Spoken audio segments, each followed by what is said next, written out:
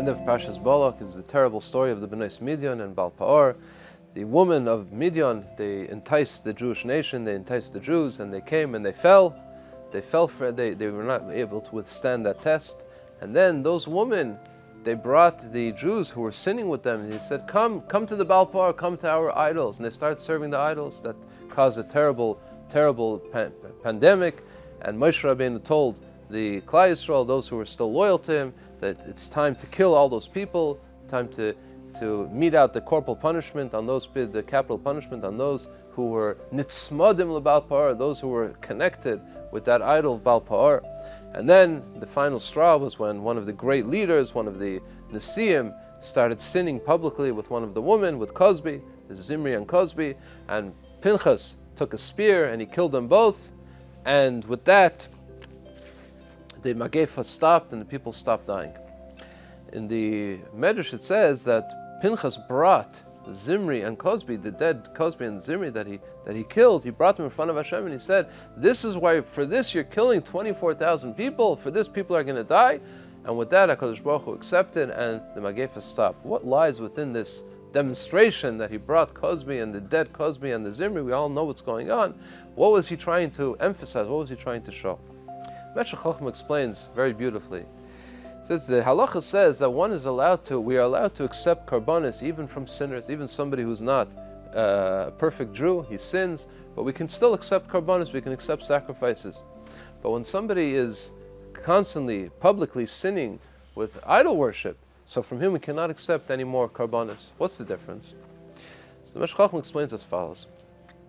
There's two reasons why a person sins. Most often, a person sins because he's enticed to sin. The food is tasty. He knows he's not supposed to eat it. It's not kosher. The woman is prohibited. He knows, but he wants her. So he sins because of his heart, his wants, his physical wants tell him to sin. His intellect tells him it's wrong. He knows it's wrong. He intellectually knows it's wrong, but he can't hold back. The test is too overwhelming, and he falls, and he sins. An animal also has instincts. An animal also does things because he wants to do it. Even when an animal behaves, he only does it because he knows he's going to be rewarded. So everything revolves around his instinct. When a person sins with his instinct, what he's doing is he's shutting off his intellect and he's sinning with his instinct. There's one exception. When a person sins with idol worship is not a physical sin, it's an intellectual sin. It's an intellectual mistake that a person makes. He says, I don't believe in Hashem anymore. I now believe in the idol. So in that case, when a person sins because he was overcome by a desire, so we still accept karbanis, because he still in his core understands what's right and what's wrong, and he may fall and he may fail. But when a person sins with idol worship, so he's saying that he does not believe, he's rejecting the entire system. We don't accept karbanis from people who reject the entire system, the belief system of HaKadosh Baruch Hu and his presence in this world.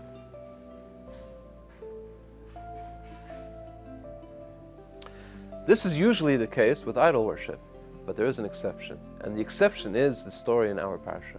Because in our parsha, they did not go to the idols because they believed in the idols. They went to the idols because they were enticed by the woman. They began to sin with the woman, and then the woman brought them to the idol worship. Says the Meshech Chochmah, there's a beautiful, the Medrash says, the Gemara says, when it says you have to kill the people, Moshe said, who are nitzmadim, who are connected to Baal Peor. Nitzmadim, says the Gemara, is from the word tzamid. Tzamid is a bracelet. And the Gemara says that they were nitzmadim leBaal Peor, but at their core, they were atem hadveikim b'Hashem alikeichem chaim kol chamiyim, which is another pasuk. You are connected, davik. You are connected, inseparable from Hashem alikeichem, which means as follows: is the Meshech Chochmah. The tzamid, the bracelet. Why does a woman wear a bracelet? Because she wants to draw attention. It's a beautiful bracelet, and it makes her look beautiful, and she wants her husband to notice, so she wears beautiful jewelry. When a person has a bracelet, it's not that he's connected to the bracelet. The bracelet is to draw attention. It's an outside force that should draw attention to the person itself. But at its core, Klal Yisrael's Dveikim Hashem Alikeichem, the sin that they sinned with Baal Peor in our case, says the Meshech Chochmah, and this is what Pinchas was trying to explain, was demonstrating. By taking Zimri and Cosby, it all came because of the women that were enticing Klal Yisrael. They were seducing Klal Yisrael, and that's why they sinned. But the sin of idol worship in this case was not a sin of an intellectual sin. It was a physical sin.